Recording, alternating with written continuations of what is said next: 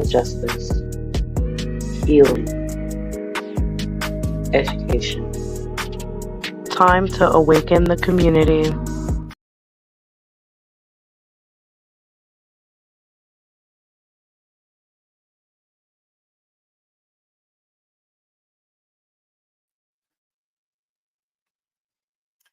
Good morning, afternoon, evening, whatever time you are currently watching. You guys should know me by now, but if you don't know, my name is Holly Sisa. I am the founder slash host of Morning Mimosas, More Than a Podcast, where we value human life, criminal justice, healing, and education for the Black and minority communities. And when people ask me why I'm a Black and minority woman, I have to talk about me and my people. So for those of you that continuously ask me that, I'm going to continue to put that spiel until it gets in your head. All righty. Guys, today we have another amazing guest. Guys, me and this girl, we go way back, okay? Like your mama's hair naps. Had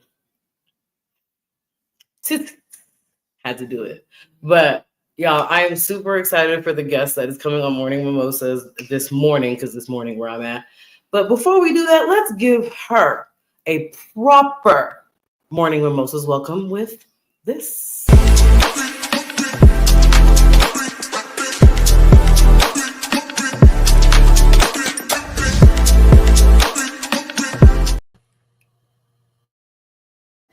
I love it. I love it.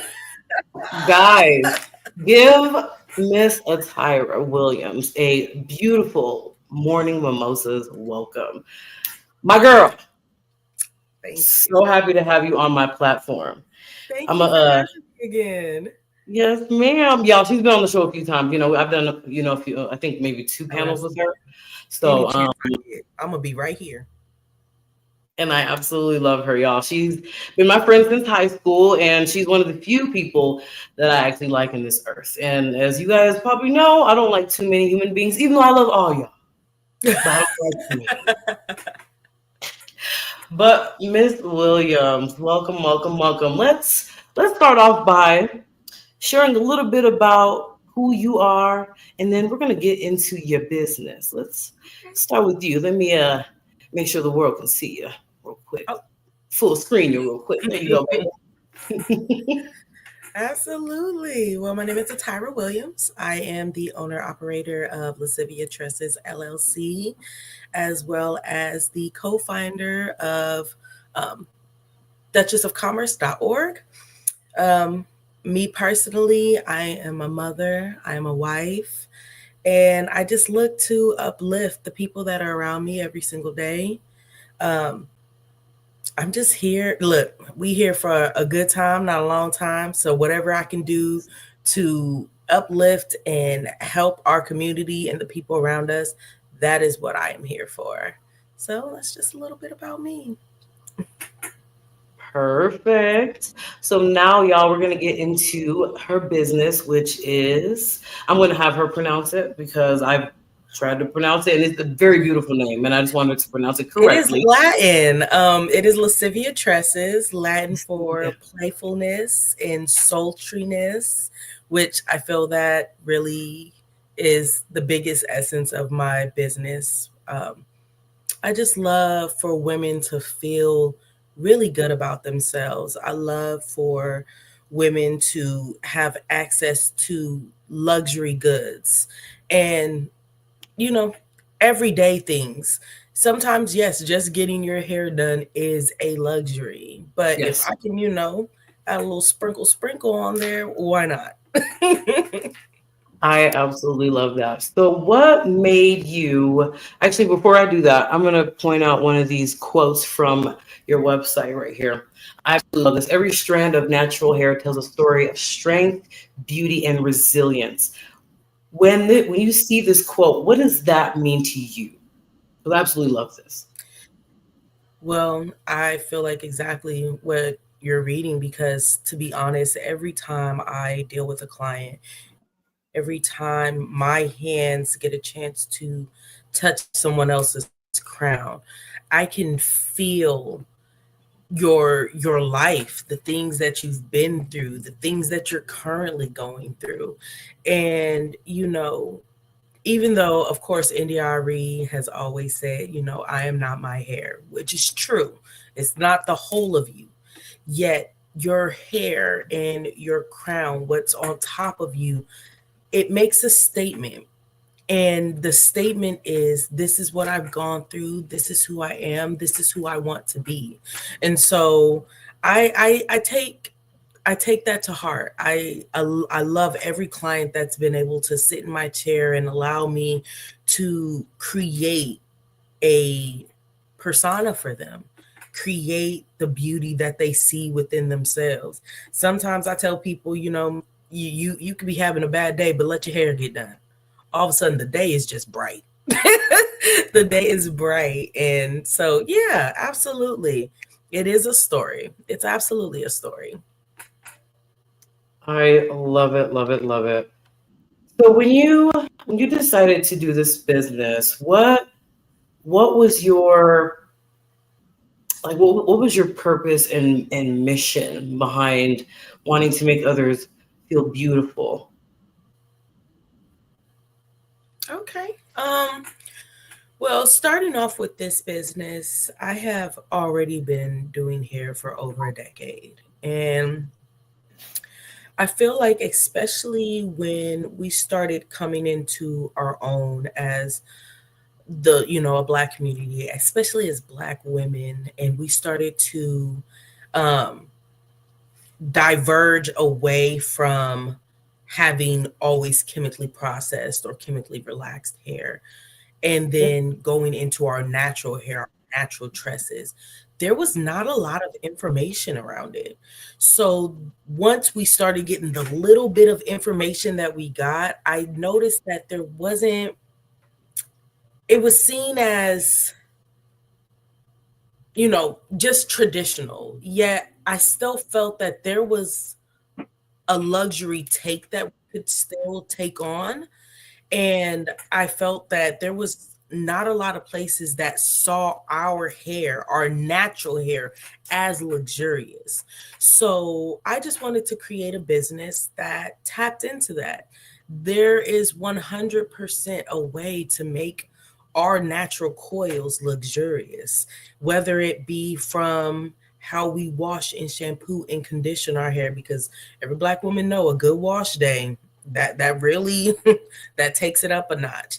But even when it comes to our extensions, we're so used to normal Kanekalon, or once again our hair being relaxed, so we're used to Remy products, when there is a whole avenue, a whole nother category of hair that matches our tresses.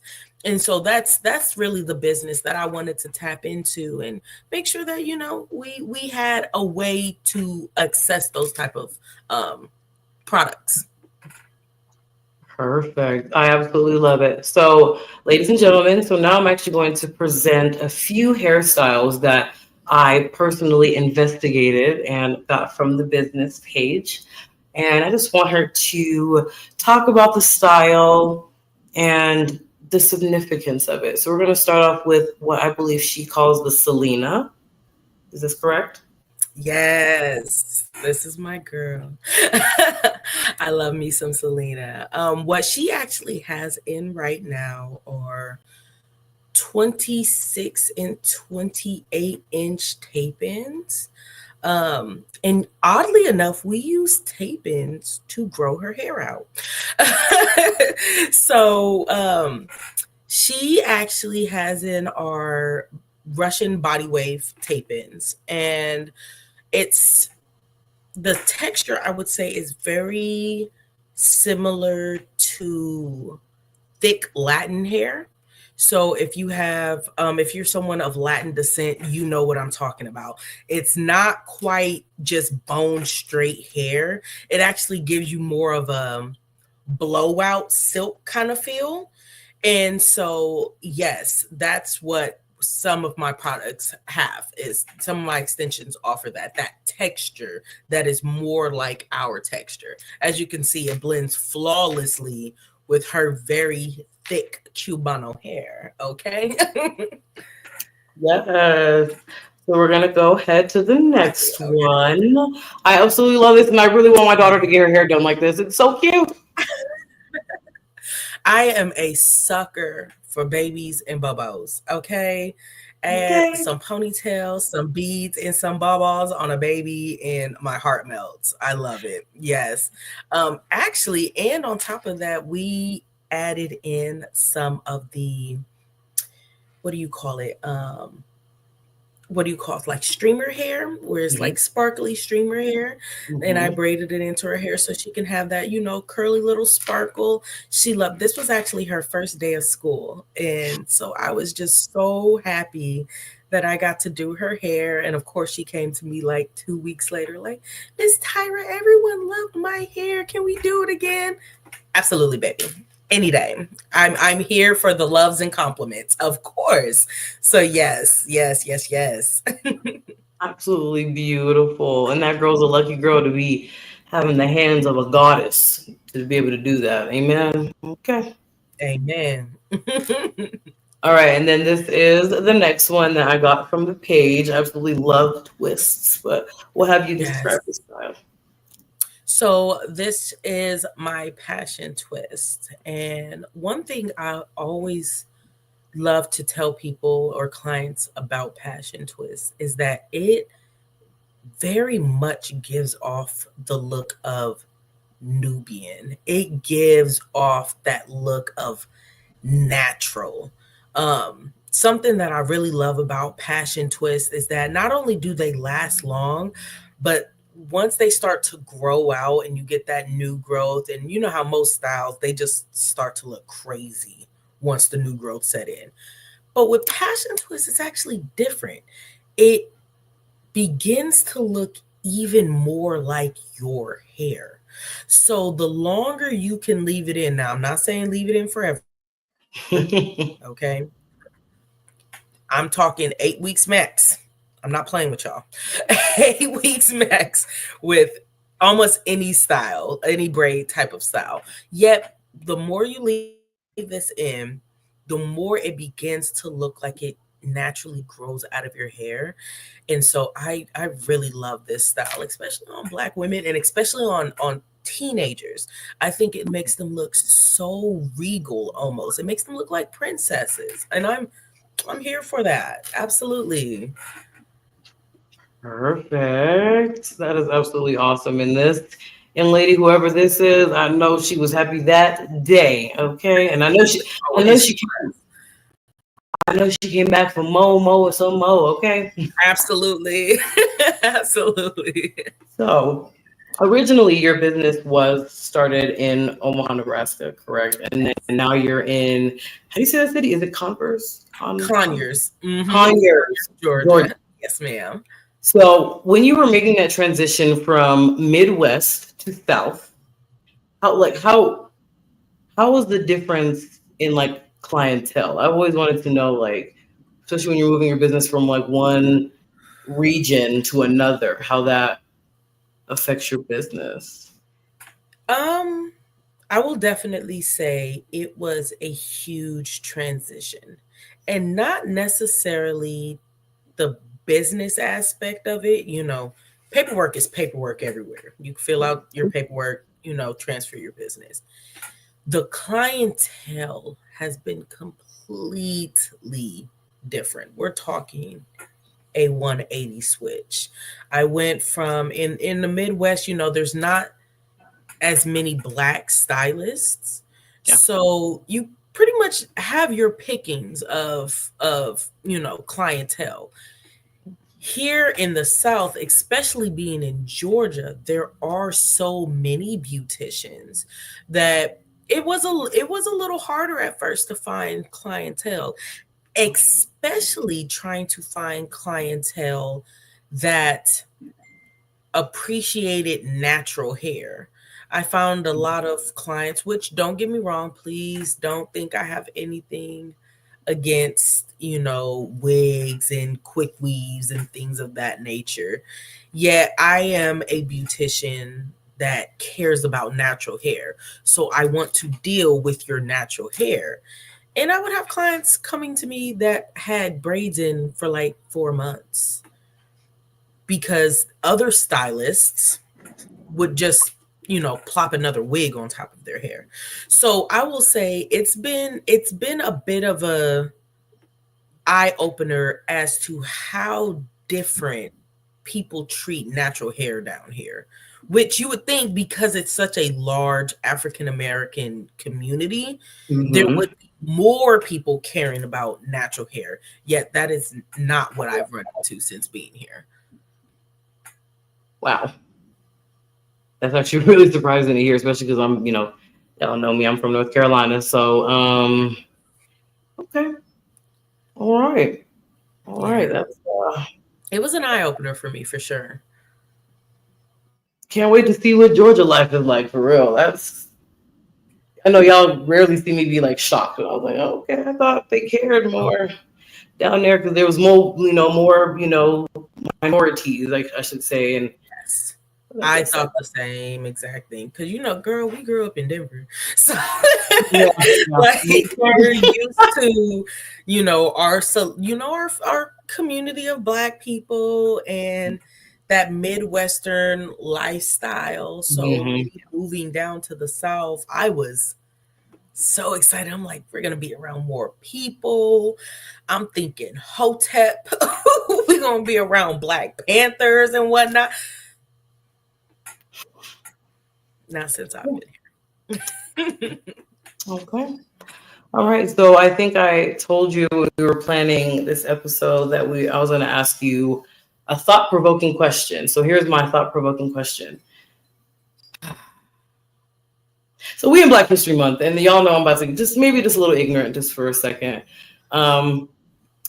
More so, I just want to celebrate Black businesses right now. I just want to give the Black businesses the thumbs up, the round of applause, the love that is truly deserved. Not just this month, but forever. But I just wanted to say happy Black History Month to your business and to all the other businesses. Now, my thought-provoking question is, why is it that people are so afraid, especially our community, are so afraid to go and start these businesses, knowing damn well they don't want to work for these people for the rest of their lives? Tell me, what is your thought process behind why people are so afraid to actually get off their ass and go follow their dreams, basically? Why are people so scared?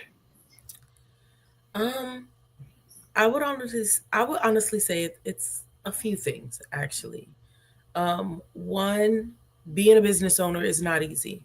You go from being a 9-to-5 person where you can clock in and clock out and go home and not have to think about it.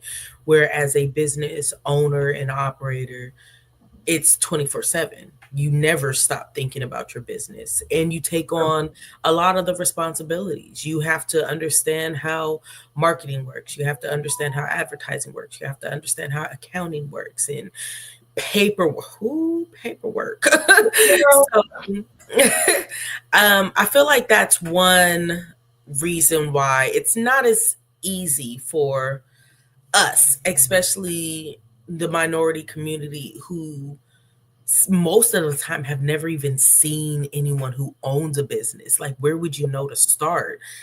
And that education isn't readily accessible to us. So I will give education and in the willpower, that hustle, one aspect of it. I will also say that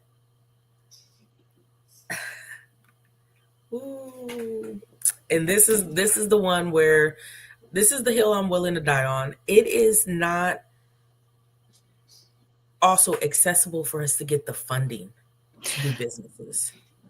It is not accessible as much as they try to, make it seem like, oh, there's this grant and these loans. And yes, I'm not saying that they're not there, but we're talking about loans of, $2,000 to $5,000 or $5,000 but they're only going to about 24 businesses. And then these businesses, you're thinking because you have what you think is a great business plan and what you think is a great idea. Sometimes, and not all the time, but sometimes you get in front of these banks and these lenders, and they've seen these type of businesses time and time again. Mm-hmm. And you don't even know that the type of business that you want to offer has been seen time and time again. So sometimes getting that funding is not as simple as people make it out to be. And then they always say, oh, we'll try crowdfunding, try getting funding from your close friends and family. My close friends and family are about as poor as I am. How am I going to access funds that I need to create this idea from the same people who are clocking in and clocking out just like me? So, I feel that that's something that we don't really talk a lot about, that, stopping a lot of minorities from starting businesses, it comes down to the dollar. It comes down to that funding that is always being withheld from us, for sure. Well, yeah, you're absolutely right. I have no rebuttal. It's not having the access to do it, but I'm going to also say something that's a fact. We also don't have the drive sometimes. Sometimes we just. But hear me out. If you're someone who is already running the rat race every single day, and you're clocking in and clocking out for someone, and that job is already, bringing your aura down, bringing your energy levels down, and then you get home and someone's like, well, start that business, pull yourself up by your bootstraps and get her done. It's not that easy. It's not that simple. And you really have to want it. And also, I'm me, I'm very spiritual. I believe that Yah has an opportunity for everyone, that Yah has a purpose for everyone. And sometimes you can have a great idea, but it's not necessarily, if you don't have the hustle behind it, it's not going to come to fruition. And that's what stops some of us too, is that because life beats you down so much, you believe that this is all there is. You've never seen elsewhere. You've never seen anything but. So therefore, where are you going to get this energy from? Where are you going to get this hustle and motivation from if there's nothing or no one around you that you can build off of that? So yeah, I believe exactly what you're saying. Sometimes the hustle just isn't there. Miss Williams, this episode was absolutely amazing. Y'all, I can't wait to bring her back, because y'all know I bring her back like at least 2 times a year. You already know how we do, but once again, thank you so much for being on Morning Mimosas this morning/afternoon.